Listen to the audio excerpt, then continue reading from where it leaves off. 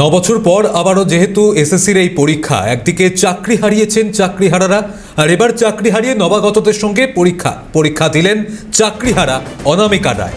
একরাশ ক্ষোভ নিয়েই দিলেন চাকরির পরীক্ষা। পুনরায় তাকে আবারও চাকরির পরীক্ষা দিতে হলো নিয়োগের জন্য। 2016 থেকে 2025 তফাৎ অনেকটাই। পরিবেশ, পরিবার, পরিস্থিতি সবটাই আলাদা।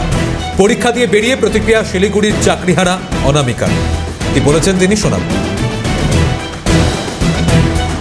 যদিও আজকের বিষয় আমার এটা আমার পাস কোর্সের বিষয়, হিস্ট্রি। আমি হিস্ট্রিটা সেভাবে প্রিপারেশন নিতে পারি না। আমার তো মেন সাবজেক্ট আমার পলিটিক্যাল সায়েন্স, আমি ওটাতেই বেশি ফোকাস করেছি।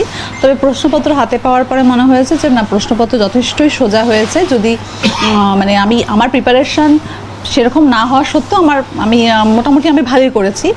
যদি আমার প্রিপারেশন আর একটু ভালো থাকতো তাহলে তো আর একটু ভালো করতাম, কিন্তু দুটা বিষয় একভাবে পড়া সম্ভব না দেখে আমি আমার বিষয়ের উপরেই বেশি ফোকাসটা করেছি। তবে ওভারঅল প্রশ্নপত্র যা শুনলাম, আমার আরও যে ফ্রেন্ডরা আছে সবাই মোটামুটি বলে যে না, ভালো এসেছে প্রশ্ন।